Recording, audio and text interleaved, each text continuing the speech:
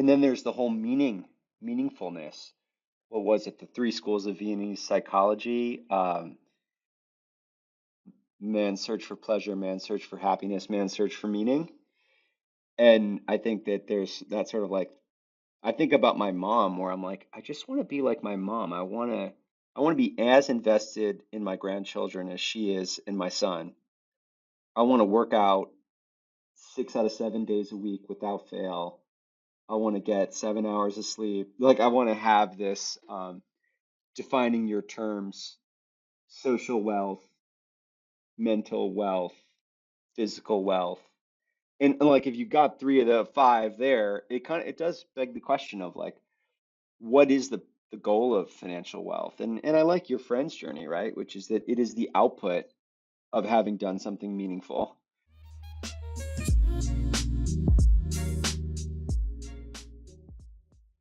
What is up, you guys? So excited to share this amazing conversation with Andy Dunn, the founder of Bonobos, and more recently, the author of Burn Rate, Launching a Startup, and Losing My Mind.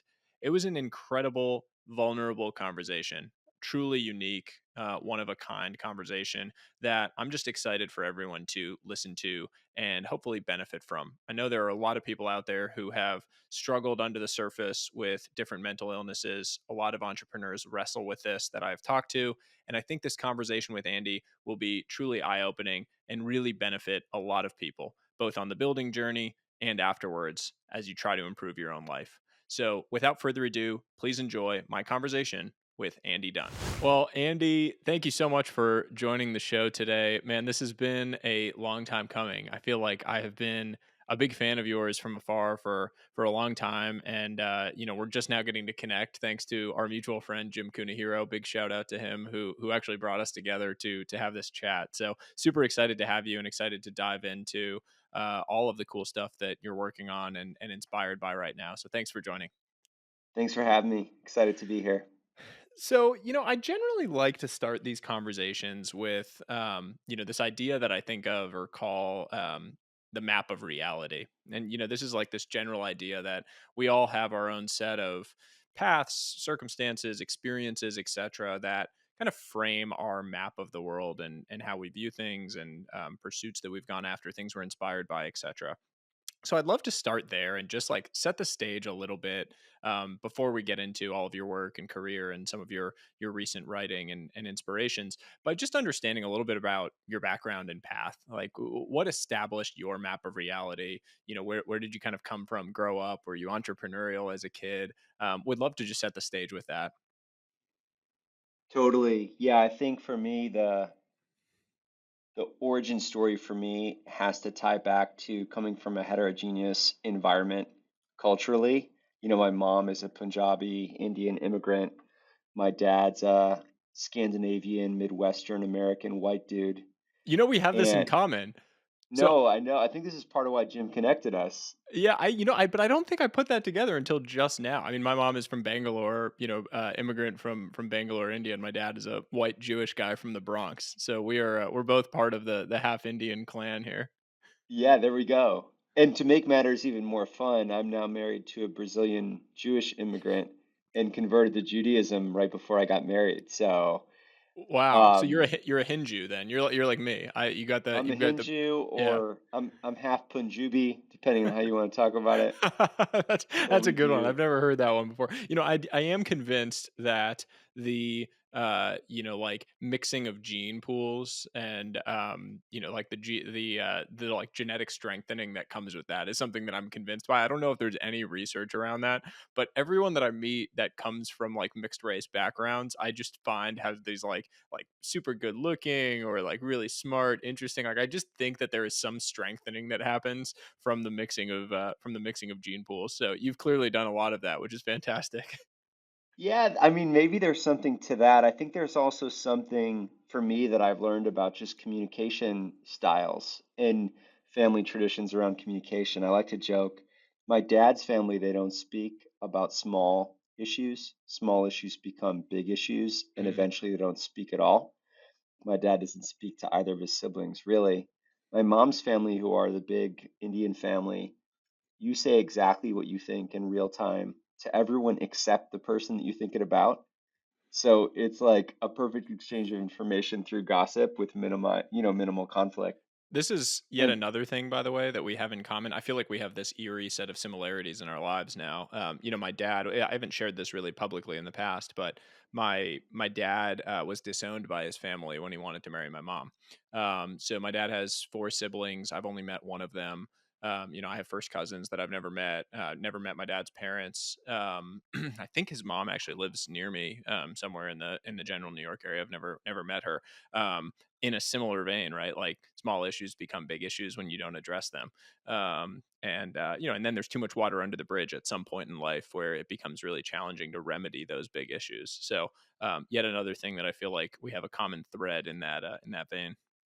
yeah, 100%. And I want to hear more about that someday or at some point, or we can flip chairs or something. Yeah. But it did set the stage for me for a lot of transformation when I met my wife, because in her family, you say exactly what you think in real time to the face of the person that you think it Mm. about. So, like the first time I had dinner with my now wife and mother-in-law, my Scandinavian side was in the bathroom dry heaving, being like, I don't think I can be a part of this family because they got in a quote unquote fight, which I've turns out is just a spirited disagreement.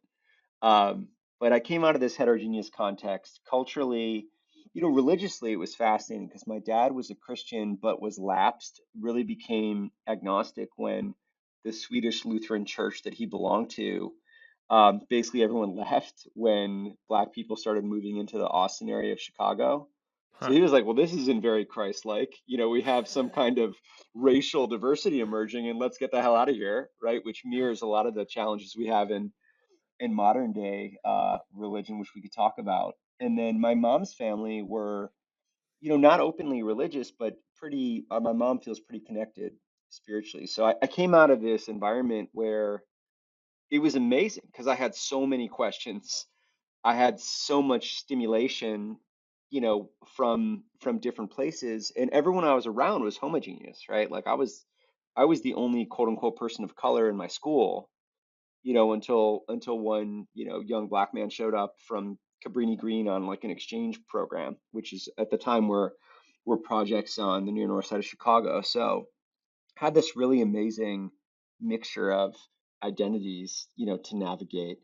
Was it And amazing growing up or was it a challenge? Like did you feel um as a kid it's like fitting in is the most important thing in your own mind. You're like I want to just fit into a group and it's you want like I remember struggling to just figure out was I a jock or was I a nerd? Was I, brown or was I white? Like what was I and how did I define myself? Like was that a challenge for you or did you feel like it allowed you to kind of toe the line and be in many groups?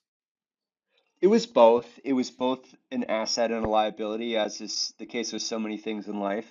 I wasn't really that aware of it, until I got to an age where there was this sense of otherness that I began to process around being half Indian, or being singled out as different. Um, my real wake up call on it was almost getting my ass kicked at a bar in Ohio for being like a quote unquote sand fill in the blank. That was in college, and that was the first time where I actually experienced the threat of physical harm for being brown, and it just blew my mind. I'd never really thought about it as someone that could fall into harm's way, which by the Right. way is like 101 for skin color in so many other stripes, right? Um, Was that post so nine it was eleven or what was the like, it's just it's surprising to me no, that you would that have I know. No, it was pre 9/11. huh, Um, fascinatingly. So, huh, growing up, I think it was both. It was a sense of otherness, and and to be honest, I just avoided the Indian side of the equation. Like I mm. distanced myself from what made me different, and so I had this contrast where my cousins celebrated Hindu holidays. They spoke Hindi, maybe they spoke Punjabi. They were really immersed in the culture because both of their parents spoke that language in the home. And my mom was a rebel, right? My mom married a white guy in the late 60s. And my dad was a rebel because he married an Indian immigrant. And so I was raised by people who didn't subscribe to the importance of cultural norms or homogeneity. And yet I was in an environment where everyone was from one or the other world. And so it took a long time to kind of re-embrace what made me Mm, different. And I probably didn't want to go there even in college because I went to college in an environment at Northwestern. I was in a fraternity where it was mostly white guys, right? mm. And and it was there actually were Jewish guys, let's call it Jewish and not Jewish because I don't want to describe the rest of folks as Christian. But yeah, I was in a fraternity called Sigma Chi, and there were Hmm. so many Jewish guys in the house that we used to joke it's Sigma Chi, That's, which was sort of a we had bad. that at Stanford too. Yeah, so that's a bit on my origin story. I guess the thing I would add is I have an older sister who I'm really tight with, and that was a big part of my upbringing was having this Mm, like protective overlord female presence, and same thing with my mom's family where she has four, you might know the name, like four Masis, which is the endearing term for your mother's sister.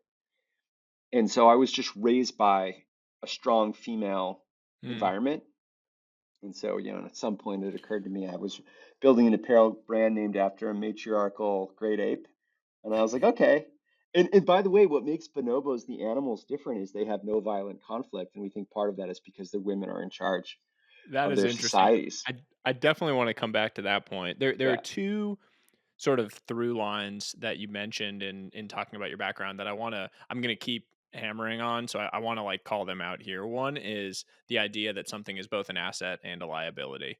Because I do want to come back to that. I think it's a common thread for a lot of things that we'll talk about. And the other one is this idea of like early on distancing yourself from your differences, like fearing being different, and um, really wanting to kind of embrace being the same as everyone else, but then learning as you kind of go on your own hero's journey, quote unquote, to embrace what makes you different as the unique attributes that create your edge and that make you, the special person that you are. And I want to talk about both of those because I think a lot of the listeners here will, really hear a lot about your journey and what you're working on today and where you've come from. And it'll resonate with a lot of people. It certainly has with me. So, um, maybe we can transition as with those two in mind to talking a little bit about your path to entrepreneurship. You got done at Northwestern, I believe, in 2000, um, and you didn't start Bonobos right away. You kind of had a journey from there to Stanford Business School. What was like? Were you an entrepreneurial? Did you have an entrepreneurial bent right away, or did you kind of go down a traditional path first? You have the Indian parent, so I know they would have wanted you to do medical school or become a PhD or something. So, what was the path? Yeah, I guess we're continuing your through line because my mom's side of the family, the Indian side, it was all doctors, Yeah. which was, one of the two ways to get a visa to the US.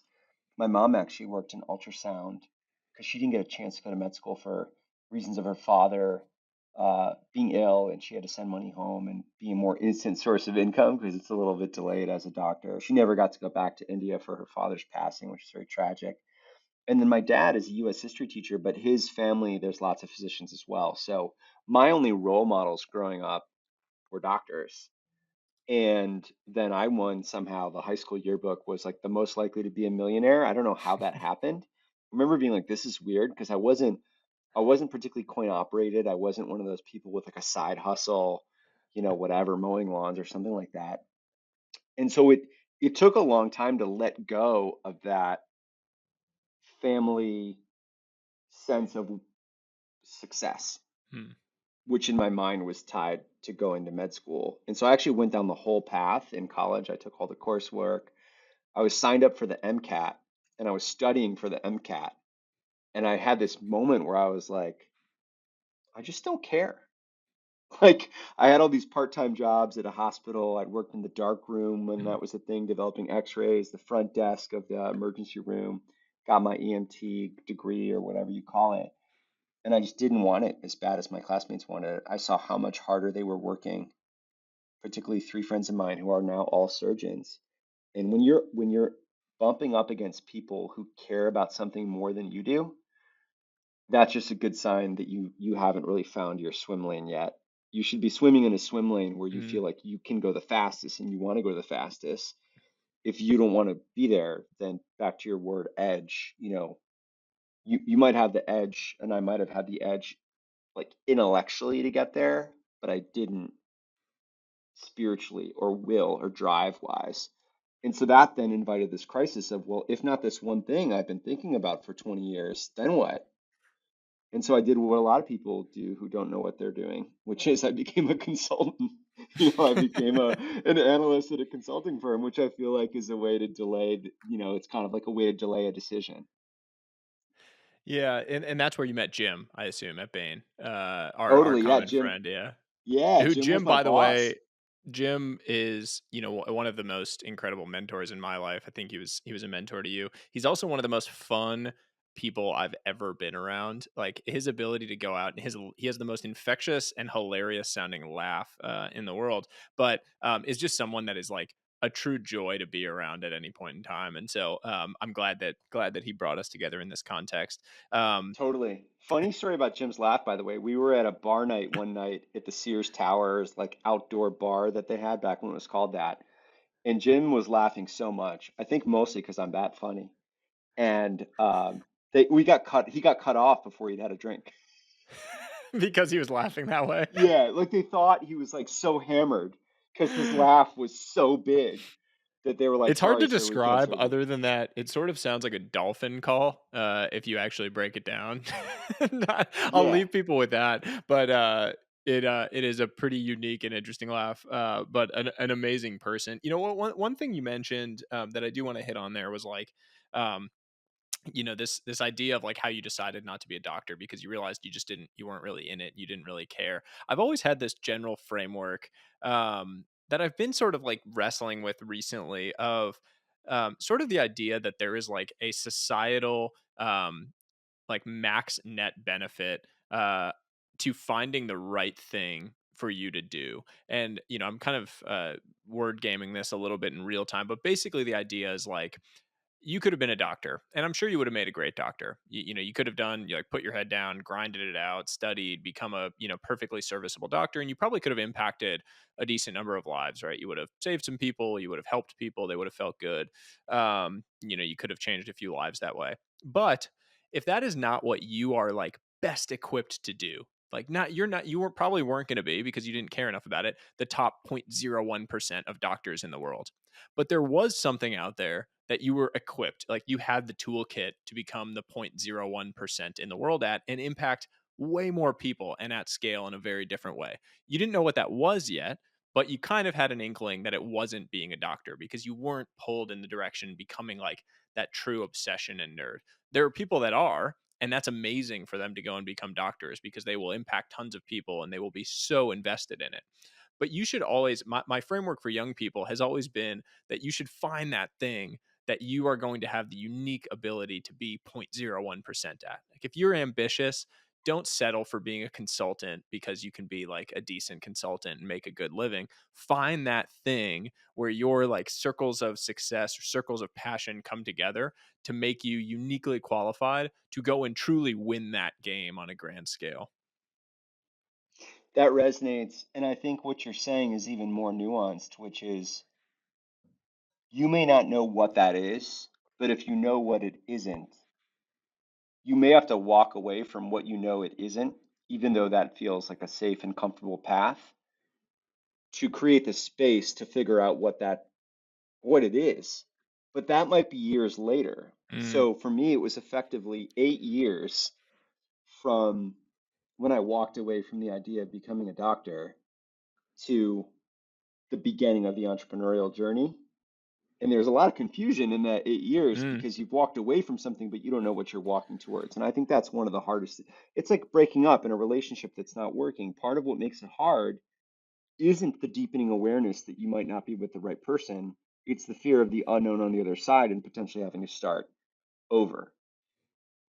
I mean, I had And that that's exact hard. experience. I mean, Jim, who we talked about, I was working with him at an amazing firm that I had been at for, the first 6, 7 years of my career. And I knew that I wasn't ever going to be the best at what I was doing there because I wasn't so invested in it the way that others were. And there was this thing that I had started doing creatively on the side that I started to realize like, oh, maybe there's something there. And it was the inkling, but I didn't know what it was yet. It wasn't a thing. And, over the course of a year or so, and honestly, with the mentorship of some great people, that transition happened for me. But the fear of that, like, oh my God, I'm giving up something that is very secure, very certain. There's a great trajectory to it, there's a path. in order to go after this thing that like I don't even know what to call it, I don't know what it is terrifying in the moment when you do it. I mean, there's no other way to describe it. Like the scarcity that we all feel of, oh my god, I'm going to be broke, which is sort of misguided for 99% of people. You're not going to actually end up broke. You have skills, you'll figure something out, you'll be okay. But that fear is so primal when you're actually making that change. Totally. I think it can be paralyzing. And I wonder, what is it about someone where they kind of cultivate the conditions or the courage to do that, versus not? Because I do think the paradox is that it all makes sense in retrospect. And some of the happiest and most fulfilled people I know are ones who've taken those kinds of risks in succession. And so I worry for the idea that you're taking financial risk when the risk is in fact spiritual, which Mm. matters so much more. Yeah, spiritual. I mean, happiness, fulfillment. Like, I would say I've generally, and I'm sure you're in a similar boat. Like, I've generally shifted what it means to me to be wealthy dramatically over the last year and a half. Like, I just define wealth so much more comprehensively than just being about money and financial gain. And that's made all the difference in my life in terms of my happiness on a daily basis, which is a huge, What have huge you thing added for me. into that? Time, I imagine. Having Yeah, time so I is mean, I the would say I now, and I've written about this, and I might want to write a book about this at some point. And I'm going to need to pick your brain on the book process at some point offline. Um, I would say today I define wealth in kind of five buckets. I think there's financial wealth. I think there's physical wealth, health, fitness, vitality, mental wealth, which I would kind of bucket, like general mental health, mental fitness, like knowledge accumulation, ability to learn and retain information. I would bucket like spirituality and faith into that, mindfulness. Um, and and then time wealth. Just the general freedom of time, and then I guess the last one, sorry, of five would be social wealth, relationships, people, family, status in that bucket. And so that's kind of how I would think about it more comprehensively, I would say. And my general mental model for this has been um, the blind pursuit of financial wealth often robs you of the other four forms of wealth, and you don't want that to happen. That's a race to the bottom. It's such a great point.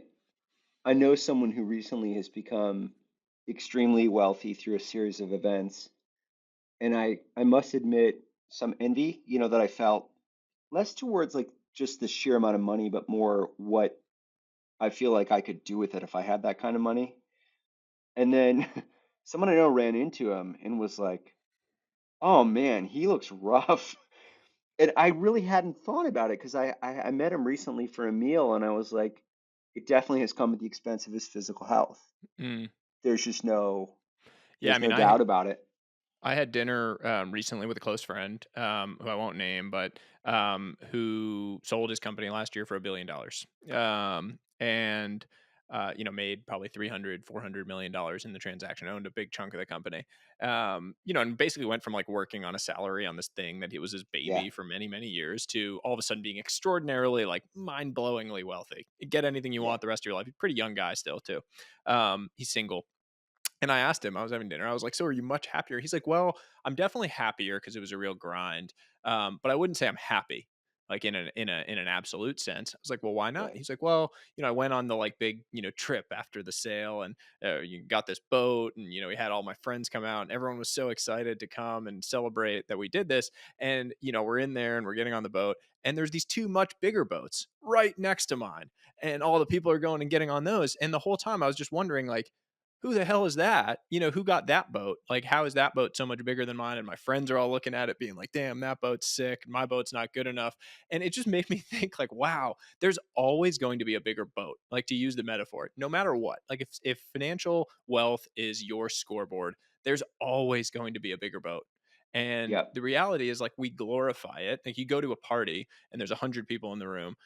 Generally speaking, financial wealth is the easiest way to like stack rank people that are there. And so when there's someone that's extraordinarily wealthy there's some billionaire in the room, everyone is attracted. They want to learn about what made that person so great and made so much wealth. yeah, Now, if you flip it and you say, like, thought experiment, let's imagine that everyone walks around with a happiness meter on top of their head and it tells you how happy the person is. If you walked into that same room and you saw the billionaire and it was like a 1 on a scale of 1 to 10, and you saw an accountant who has a 10, I probably would go over to the accountant and be like, "What is your secret?" Because happiness at the end of the day is sort of what I want. Like, I want fulfillment, I want happiness.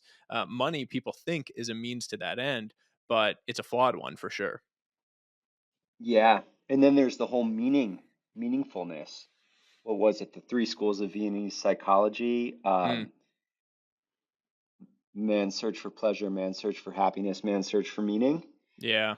And I think that there's that sort of like, I think about my mom where I'm like, I just want to be like my mom. I want to be as invested in my grandchildren as she is in my son. I want to work out 6 out of 7 days a week without fail. I want to get 7 hours of sleep. Like I want to have this defining your terms, social wealth, mental wealth, physical wealth. And like if you got three of the five there, it does beg the question of like, what is the goal of financial wealth? And I like your friend's journey, right? Which is that it is the output of having done something meaningful. Hmm. But once it arrives, it can be a very Yeah. unhelpful, And I barometer think in it. Yeah. I mean, realizing that is a huge step. And we'll talk about that in the context of your own journey. But before we get to burn rate, which I do want to talk about your new book, super excited about and loved. Um, can we just talk for a few minutes about the Bonobo story? We Yeah. referenced it in the context of the gorilla. Um, what was like the foundational insight behind Bonobos? I mean, what was it? You know, you were at Stanford Business School, I believe. You met Yeah. your co-founder there. What was like the insight that sparked it? I think there were two colliding insights. One, all credit to my co-founder, Brian Spaley, was men's pants don't fit that well. We were coming off of the 90s and the 2000s where there was a revolution in the fit of men's denim. Stretch became a thing. Five pocket fit improved. There were lots of different silhouettes. So people just started wearing denim. And I think people in a certain demographic that could afford it started paying over $100 for jeans. I remember the first time my dad was like, I was trying to buy a pair of the original seven for all mankind Mm, jeans. And he was like, $100. It was just mind blowing. yeah. And so I feel like the fit of denim and the investment that men made in great denim paved the way for someone to do something comparable in pants. And my co-founder was a savant and figured out this whole curved waistband thing that enables you to fit your thighs and your butt in a pair of pants that also fits in the waist. And he was brilliant about fabrication and the right kind of soft pinwheel corduroy that was to where we started the company in Northern California. It worked for like the 85-degree middle of the day and it worked for like the 60, Mm, 55-degree, evening. So that was sort of insight one was there's an opportunity to do a better fitting men's pant, non-denim, non-five pocket, so chinos and mhm, corduroys. And then the other insight was that brands were going to be built on the internet. And back in '07, this was very much not clear yet. mm, It wasn't obvious. And there was Zappos, which we heard about was selling a lot of shoes, but they were selling other brands. The way they were doing it was category of soft goods was assumed to never go online. Like remember, this is before Amazon had a fashion business. And I can remember when Amazon went into fashion and the New York fashion industry that I was a part of, like mocking it. Like, oh, they're mm, never going to be able to do that. So we were pre the big e-commerce platforms going into apparel, and here you had, this guy, Tony Hsieh, selling shoes by offering great return policy, great customer service, mm, and having this highly energetic customer service team on the front lines. And so my thought experiment was, well, if you can sell existing soft goods brands online, meaning, fashion, footwear, home, why can't you build one? And the more we pitched the idea, the more we heard like, who's done this? And the answer was, we didn't have an answer. And mhm. that of course became, the beginning of the digital direct to consumer brand movement, which was very exciting to watch it unfold because I think, we got to be a first mover in that whole movement. You raised a lot of money, which I don't think I had appreciated, in just being kind of an outside observer of the story. I was a consumer of the product, from my I'm trying to think what year you must have started it, but when I was at Stanford, I was there from 2009 to 13, and I think I started to first hear or aware about maybe in like 2012 or so, and Yeah, then during my early career years, it was like the go-to, yeah. pants and product. but I didn't realize you had raised a lot of money along the journey. Would you have done that in hindsight? Do you think that was necessary? Did it, hurt or help in any material ways that you'd kind of flag for entrepreneurs that are just starting out today? No, I wouldn't have done it. If I could go back, I think there's so many problems with raising money. I think the first is psychological, which is that Mm, entrepreneurs can associate capital raises with success. And I prefer another construct now, which is think of capital raising as a sign of failure. Like the more money you need, the more open questions there are about the future, business potential. And I think we could get nerdy about it, but there's a very small number of businesses out there that are emerging that require over 100 million of capital.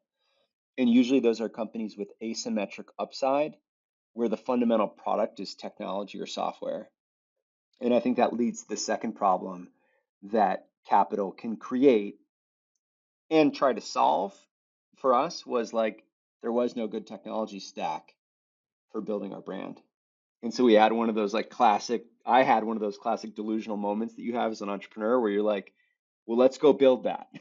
Like, let's go build that other thing that actually has nothing to do with what we're currently doing. And so we put a lot of energy and time and capital against trying to write better e-commerce software. And it turns out that it's hard to write software inside of a pants company. mm. And it turns out there was a guy doing that in Canada named Toby, and he's now got a company called Shopify. Heard of And it. that's what they do, right? And so there's this fine line between fantasy and reality as an entrepreneur, and that line gets pushed out further when you have access to capital. That's And then interesting. thirdly, yeah, and then thirdly, I would say, most retail brands aren't meant to raise a lot of outside capital. Like retail is meant to be done profitably, and I think the direct to consumer world that's been built is a lot of profit losing companies. And I think the irony is that what could make a lot of those brands great is really opening up their brick and mortar distribution, not through company owned brick and mortar, which can work. Bonobos, we had 60 stores, we made it work, but actually through wholesale, which is the relationship commercially that most D2C entrepreneurs frown on. And if, like, for my sister's brand in the baby apparel space, we're now live at Target, we're live at Bye Bye Baby, we have a new partnership coming. That actually is where you can raise money from Hmm. wholesale operating profit. And I think we've been through a decade-long delusion that I feel like I help spearhead, which is that a standalone direct-to-consumer business is a good business. It's not. Look at what's happening in the public markets and soon to be coming in the private markets. And that you have to go it alone pure play when the truth is that 80% plus of retail is still spent in brick and mortar stores. And if you pick the right allies, that can be a massive win. And that was part of my logic of actually selling the company to one of the probably the best brick and mortar company ever, which is Walmart. Yeah, there's a lot of interesting stuff in the Bonobo story, as we walked through it there, that kind of traces the D2C journey and like what has happened in the D2C space. Like the early days of Bonobos, I mean, there was a time when you could literally, you know, any keyword in the world on social, on Google, you could put it in and like there wasn't anyone competing against you. And you could acquire customers so cheaply. And there was great returns on acquiring customers in the early days on social and on those platforms. Now, if you try to go acquire customers through Instagram, so like Toby actually tweeted something. You mentioned Toby. He tweeted something hilarious recently that was like, I think you could smash your face into the keyboard and have 100 people competing against you at whatever jumble of words, comes out, jumble of letters comes out. It's just gotten competitive. Everyone started flocking to that, just like in any market. And so it was interesting to me because Bonobos was also early, in addition to being early and thinking about D2C, you were the first ones that I ever saw innovate around what a store looks like. And you had, I think you called them guide shops, or look shops. But I remember going into my first one and being like, wait, what do you mean this is like I can't actually buy the clothing here? It was like to experience it, to see it, and then they were sent to me direct. And now I think you've seen a lot of companies following on to that, there was the whole movement around owned retail where like, rent became the new CAC, and there was like that whole meme around, consumer brands opening up all of their D2C stores in Soho. Like, the streets were lined with every single direct to consumer mattress brand that decided they needed to open a showroom there or whatever it was. Where do you think we are today? So do you think the D2C brands or the consumer brands of the future are going to be built in this, kind of wholesale or at least channel agnostic manner? Like, what do you think the future looks like for the consumer landscape? Yeah, I think that the direct consumer part of the company, what you said is perfect, which is that it used to be disruptive to bring in customers digitally, and now it's just another form of middle person. So when we launched, an enterprising early employee of ours discovered that Facebook's ad platform was about to launch, and we were one of the first 50 brands on Facebook's ad platform.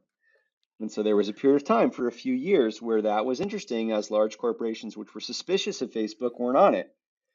And then as you had larger flows of capital in and people started to realize, wait a second, maybe this is going to be a way to spend ad dollars. Because back then it was like not clear that there was a great digital ad spend outside of Google. And what was so interesting about Google was it's hard to advertise the je ne sais quoi of a pair of pants on Mm, Google. It is a more utilitarian thing. Not that many people wake up in the morning and Google pants that make my butt look good, right? But if you're on a Facebook platform and you see a pair of pants that looks attractive and there's the right copy, you have a more ineffable reaction, which we used to think applied to, let's say, magazine advertising and fashion or whatever. And now it turns out like actually you can do that in any medium that has imagery, mm. which is why, partly why Facebook became enormous with ads, certainly Instagram as they brought that in. And so you're right, there was a period of time where there was arbitrage and that quickly changed. And yet the venture capital money pouring in to fund digital CPMs basically turned Mark Zuckerberg and Larry Page and Sergey Brin into the landlords of the digital age. Yeah, collecting rent on everybody. Collecting rent, and by the way, with far more market power than your average real estate Mm. landlord, right? At Yeah, least the real estate monopolistic. landlord world is competitive. Here we have, yeah, duopoly, I would argue. And Mm. I guess Amazon's getting into that game now. So that's a scary player to have moving into that. So you're right. And I think as we learned that that wasn't going to be the thing, and as I woke up to the fact that I had been imagining that a pants company and a menswear company was actually a technology company, once I came to grips with the fact that I had been wrong, and I feel like that's one of the strengths of an entrepreneur is being able to say, like, I was dead wrong about that. That thing I was shouting from the rooftops about 2 years ago is wrong. That thing I raised my last round on turns out not to be true. That freed us up to go after not only our own brick and mortar, but also and critically this relationship with Nordstrom. And what was cool about that was we got to 100 stores within like 18 months. Yeah, and super And cost effectively. And totally. And you don't own the inventory once they've bought it. You've got national reach. And so that's kind of my aha is like you don't need your direct to consumer business to be the majority of your business. You just need it to be the thing that tells the story that enables you to have a direct relationship with the customer. And then wholesale actually is an amazing way to monetize that if you pick the right partners. Mm. And I think the narrative, even 5 years ago, was well, all those people are going bankrupt, right? Like brick and mortar's dying, software eats the world. And the truth is, Walmart, Target, Sephora, Costco, you know, in Dollar every cat, General. Dick's Sporting Goods, Dollar General, $25 billion market cap company. There is a fundamental reality that the lion's share of retail dollars in the United States are transacted in brick and mortar. And you have a small cohort of D2C entrepreneurs who think for some reason that they shouldn't engage with that 8%. And I'm seeing that start to evolve. And entrepreneurs who figure that out earlier, by the way, many of them are raising no money or very little money. And I feel like that's the new playbook in D2C is get the brand to scale in D2C, open up wholesale relationships thoughtfully, strategically, perhaps some brick and mortar, and raise less than $20 million, certainly at the high end. I was And talking to a entrepreneur friend recently who started um a a food business, or like spices and foods, and he was actually telling me that they make more money, they make more margin dollars on an Amazon sale than on a website sale through their D2C website. And I just thought that was so interesting because a few years ago the narrative was the complete opposite. It was like, man, you got to buy through D2C, that's where I make all my money, and I'm making nothing on Amazon. Amazon's killing me. And they're actually making more money and having better actual delivery and customer service on the Amazon sales. 100%. I was just writing a note to two founders where we were talking about the delusion that we have around looking at gross margins rather than margins after marketing. And so I have this nerdy metric now I call CPAM, contributed profit after marketing, Hmm. which is like what actually are you making in terms of before your fixed costs? And most people are vaporizing all of their contributed profit on marketing. So if you're spending 30 or 40 or 50% of your total revenue on marketing, you're basically building a fundamentally worse business than anything you could do in brick and mortar. So Yeah. I The think we're last having an realization, awakening there. yeah, the last realization I have from what you said is, there's this tendency. I think you were at Stanford Business School. You'd gone through Silicon Valley, the tech hub of the world, like techno optimism, everything. You were in this environment, and I think now the world is sort of in this environment because we've had this 10-year raging bull market of like, this is what I'm supposed to do. I'm a tech founder, and I went to Stanford Business School. I'm going to start a tech company. And what you do with the tech company is you go and raise money. You go in Sand Hill Road, and you go raise money from the VCs, and then I'm going to go become a unicorn. And that mantra and that story and narrative has permeated so deeply into the like entrepreneurial roots globally that I think it only will happen in a bear market like what we're experiencing right now that we'll be able to break that, and that founders will think from first principles about, does it make sense for me to raise money? What is my use of this capital? Does it make sense to take on the dilution? Should I prove product market fit before I raise money, because now I know what works and what I can actually deploy it into to grow? But I think that'll be a great thing. And I actually think some amazing companies are going to be founded and built. And the founders are actually going to own a bigger chunk of the companies when they, reach maturity because of that shift. Totally. And the other question, can I? Can I even raise the money? Right? Mm. Because the market will help force that answer onto people Yeah. because it's quite hard. And we started Bonobos, right? And right before the Great Recession. And so '08, '09, 2010, we had to raise our first 8 million from 100 plus investors. And so we had that forced capital constraint. And it wasn't until we had venture capital that I could pursue some of these other, ideas. And anyway, I digress a little bit, but I do think there's, to your point, enormous opportunity that gets created by the focus of a bear market in terms of what it means for fundraising. And by the way, the valuations get more realistic Hmm. too, and I think that's a good thing for entrepreneurs in the long run, although they don't view it as such in real time. I know I didn't. Sure. So I want to shift gears a little bit, to your book and to really the message, and some of what you're sharing and the vulnerability that you've been sharing more recently. You released a book. It's called, for people who haven't seen it, it's called Burn Rate: Launching a Startup and Losing My Mind. You can find it anywhere. Today, I'll post the link when we share this, and in the show notes, you'll be able to find it. It's fantastic. I read it, and I found it to be, um, both deeply emotional, causing me to reflect a lot along the journey, but also really inspirational. And I want to sort of dig in a little bit to that story, if you don't mind, to be able to tease and kind of share for other folks some of what you shared, by writing it. There's so much about the journey and your personal journey, your spiritual, mental, emotional journey that you cover in the book. You embrace a level of vulnerability in the book that I think is basically unprecedented, I would say, from an entrepreneurship standpoint. I've never really read a book where I felt like someone shared that much rawness, of their journey and of the ups and downs of that journey. Every now and then you hear it maybe from creatives, like from writers, comedians, etc. But I have never seen that from an entrepreneur. And I think it was a beautiful thing that you shared that. So what inspired you to write this book? What was it? I was tired of being ashamed. I spent 20 years living in secrecy with this illness. And, we talked back earlier about belonging and difference. And I think one of the ultimate forms of difference that that I wanted to keep hidden is a severe mental illness. Who would want to present that information to others if they didn't know it?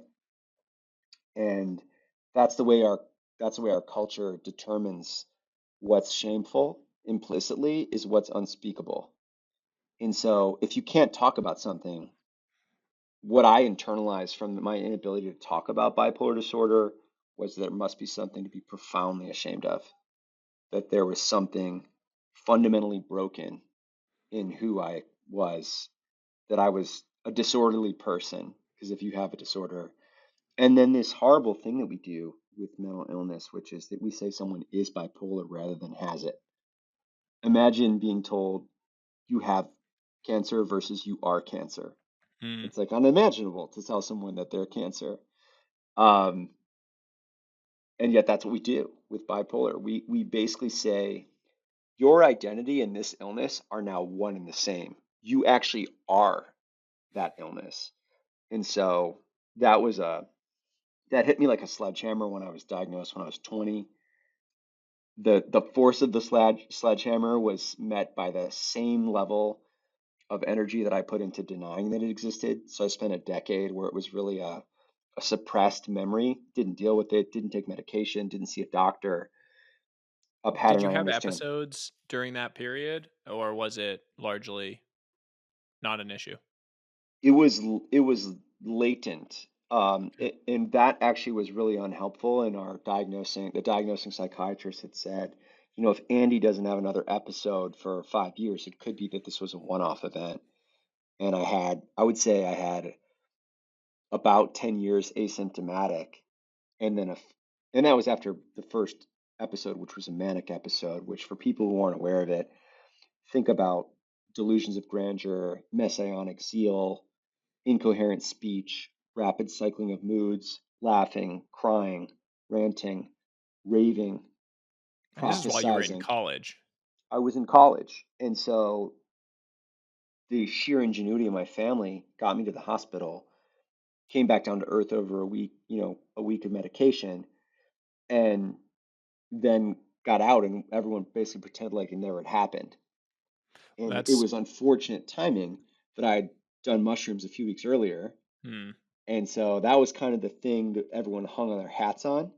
And amongst my friends at Northwestern, it was like Fight Club. You never talk about Fight Club, right? Like we all knew it had happened, including me, but we didn't talk about it. And the fact that it wasn't spoken about was, to me, a source of shame. And then it wasn't until a decade later when I fell into like fearsome depression as I was navigating co-founder divorce and the trials and tribulations of building a company that I started to experience the other side, which is this catatonic depression. Didn't Could barely get to work, didn't want to live, and and you would think at that point that it would start to compute, but it wasn't until 2016 where I had really the second meaningful manic episode, hospitalization. Ended up at Bellevue in New York City for a week, and walked out finally ready to deal with this, and walked out straight into handcuffs and was arrested for felony and misdemeanor assault. And that began the process of really confronting this.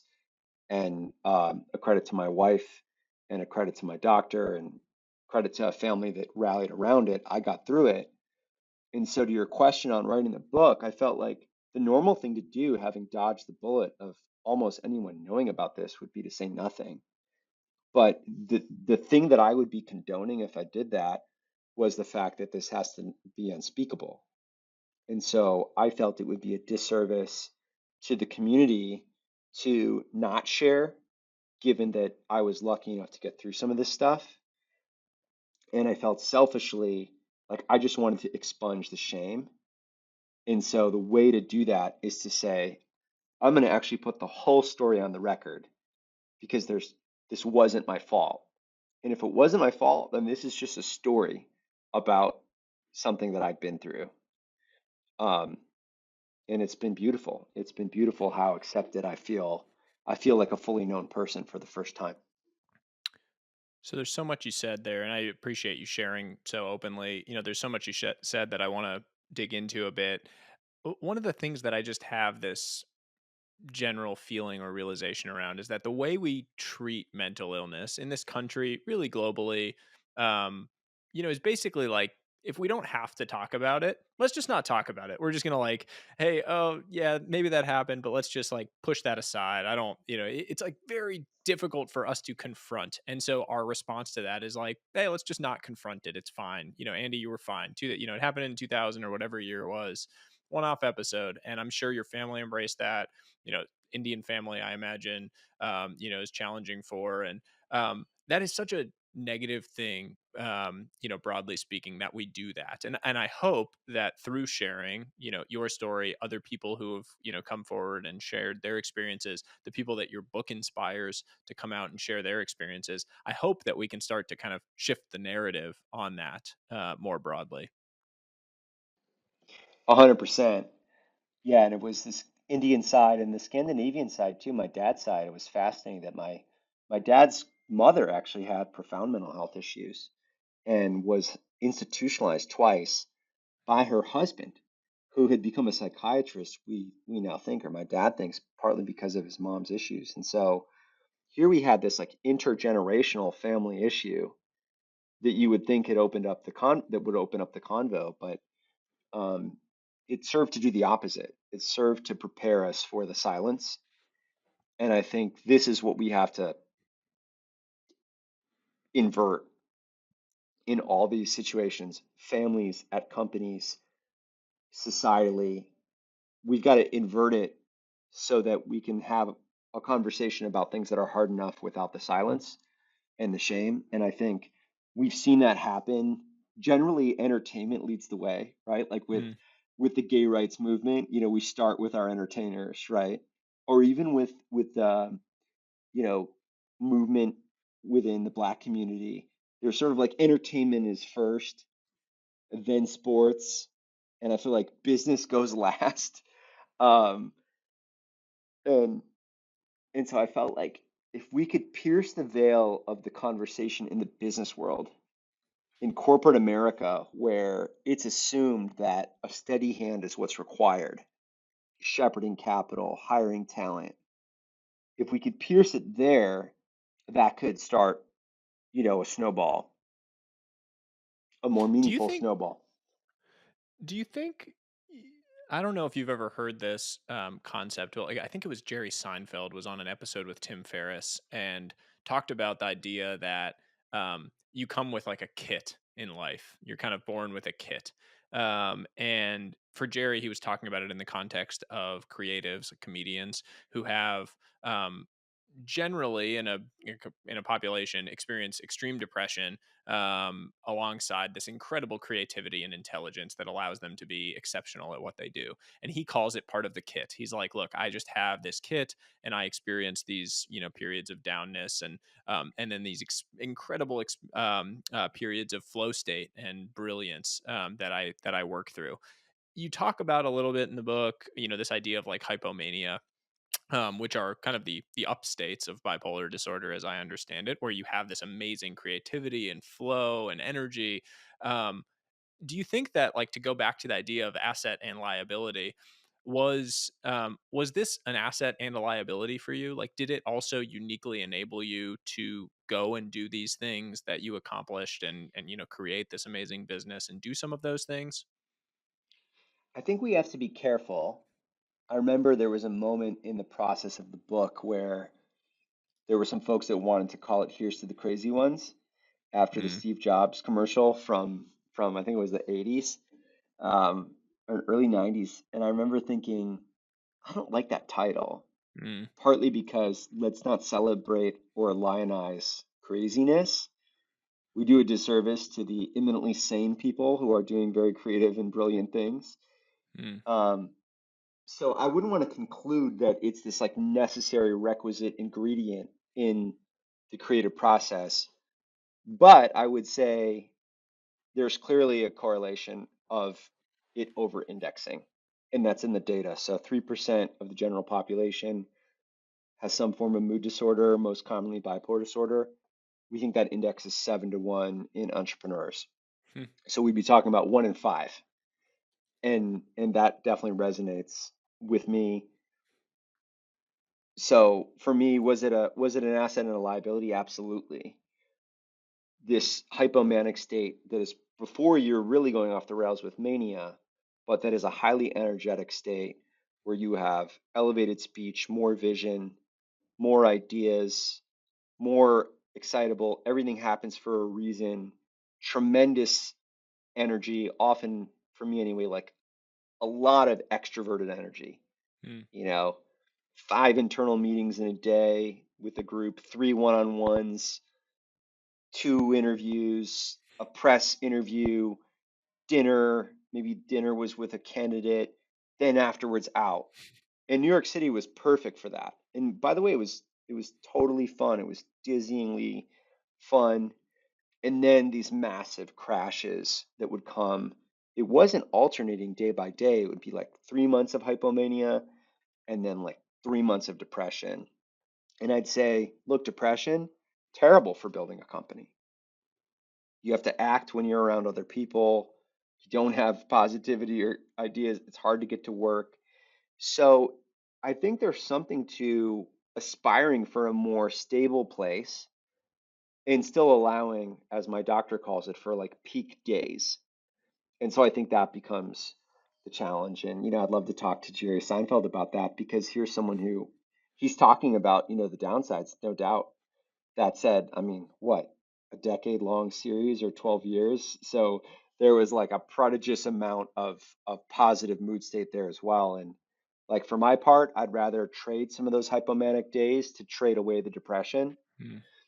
Um, so it's a way of saying yes to your question with an asterisk of like, let's be careful not to celebrate it or assume that it's a prerequisite. Sure.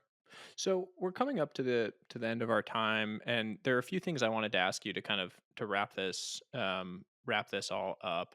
And one of them is like, we're not investing enough in this as a society. We're not investing enough in mental health, in supporting people who are experiencing these things, in making people feel comfortable sharing in the way that you did. To your point, it was like it was shame. You wanted to hide it. You didn't want to be different. It was easy to just not talk about it, and and keep it from the limelight rather than embracing that difference. To go back to that, what should companies be doing to invest in this, in resources to to help kind of change the tune around this massive problem that so many people are experiencing under the covers? Yeah, I think, well, here's the good news. 5 years ago, there was like 100 million of venture capital that went into mental health tech. Last year, I heard that was 5.5 billion. Wow. So the money's coming in, and that could speak also to the venture capital glut that we've been talking a little bit about. But there's been a lot more investment coming upstream. And so I think what companies need to do now is three things. First, create an environment where disclosure is encouraged. And I think that starts with leaders. When leaders go first, disclosing their mental illnesses, their mental health issues. And by the way, you don't need a diagnosis to have struggled with your mental health. As you know, you don't get to a certain age in life without having had some things that have really almost taken you down. Second is community. So having a neurodiversity community group, ERG, whatever you want to call it, where we can trade those stories internally and find a way to identify our common experience. And if you look at the span of it, bipolar disorder is just a tiny part. Anxiety, OCD, grief, addiction, um, the autism spectrum, high functioning Asperger's, unipolar depression, which affects 1 in 5 people. It's hard not to get a check mark on one of those as a person. And if you assume 1 degree removed in families, 100% of families have got these stories. So we got to build community around it and just make it normal to talk about it. And then thirdly, and the hard part is investment, investing in treatment, investing in care. So that means actually having a relationship with Modern Health, Lyra, one of these mental health providers that becomes a resource to your teams. And then second, reimbursement. So the reimbursement rates, as we all know, on mental health services are abysmal. They're not so great on typical physical medical issues, And yet we have like dental and vision in part because that's not covered. So let's take care of your teeth and your eyes, but as for your brain, best wishes. And yet that's like the stuff of how we conjure reality. That's how we understand the world. And so the pitch that I'm making to companies is treat this as one of your best investments because it's going to improve the productivity of your teams. And that means we need to do things like what my friend Ariel Safira is doing at Real, which is she acknowledges that she's a mental health tech company, the reimbursement rates are too low, and so she provides a $2,000 a year per employee stipend for reimbursement of out-of-pocket expenses related to mental health. Wow. And if a company with, 50 employees can do that, then we need to call to action our Fortune 500 companies to make the same investment because we know that psychiatrists and therapists are not going to voluntarily reduce their rates. We know they're not going to voluntarily join and affiliate with insurance companies that takes down their after tax. And we know that insurance companies aren't going to pay more money than they currently do for reimbursement. So the only part of the ecosystem that the money can come from are corporations investing more in the productivity of their teams. Yeah, productivity and retention. I mean, I imagine for your friend that drives a lot of affinity with the employee base that the company is investing in them and in their brains in that way. So it's 100%. it's brilliant It's a the way great you laid point. it out. Last last two questions. So one, a lot of entrepreneurs are going to listen to this, aspiring builders, investors, etc. Many of whom I imagine will or have struggled with mental illness in some way, shape, or form. What advice would you give to someone who is going through this currently, and who is struggling?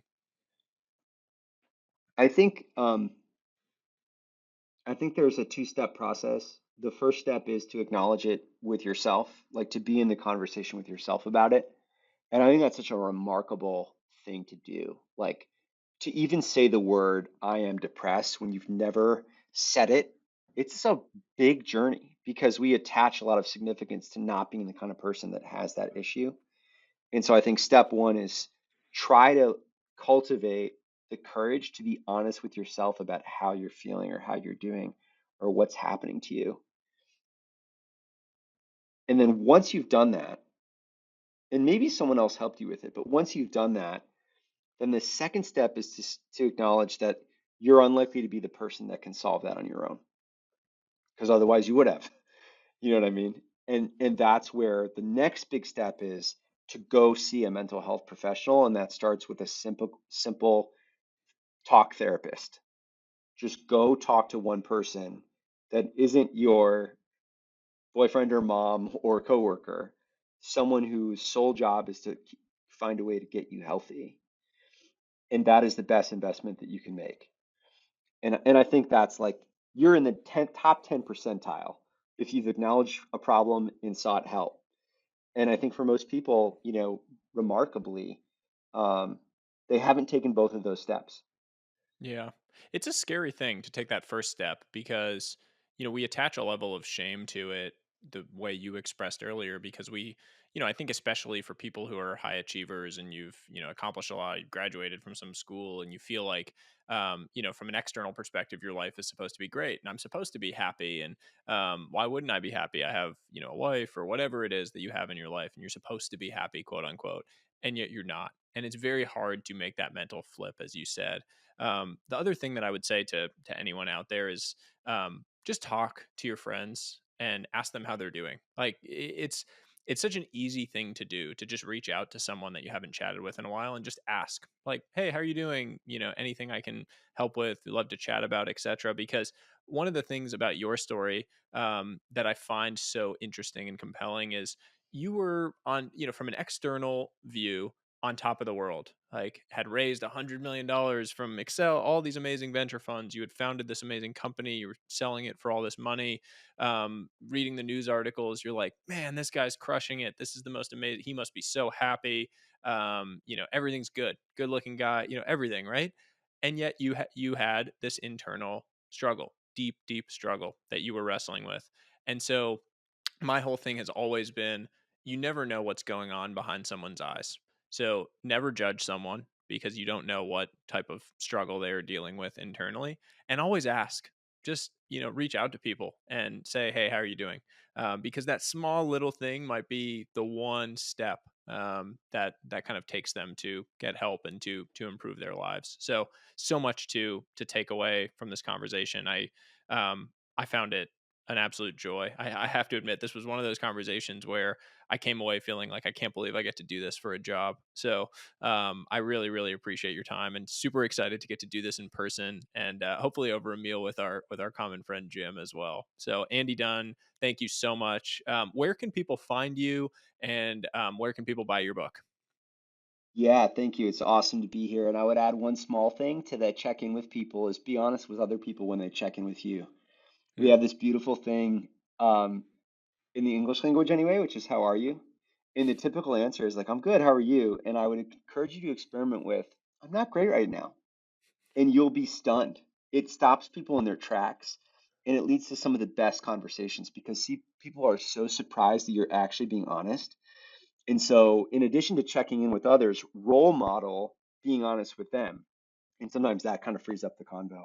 I In love terms of that. finding me, yeah, I love to be in happy places. So email is an unhappy place for me because it's just work. So I like to be in happy places. My happy places are uh, Twitter DMs, Twitter banter, Instagram DMs, banter there, playing around with TikTok, which is addictive and fun.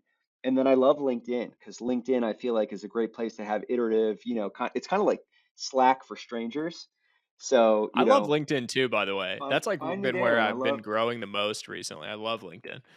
it's really fun. And then book, yeah, would love you to buy it in an independent bookstore, but if not, Amazon.com, Walmart.com are great places. Amazing. Well, we'll post everything in the show notes so that people can find you. And until next time, I'm so excited to be able to release this and look forward to all the benefit that people will be able to take from it. So thank you for writing this book. Thank you for all the vulnerability and congratulations on the entire journey. I look forward to hopefully being a part of the next phase of it. Amazing. Thanks so much. Thanks so much for listening to today's episode. If you have any questions that you want featured in a future episode, email us at hi@trwih.com.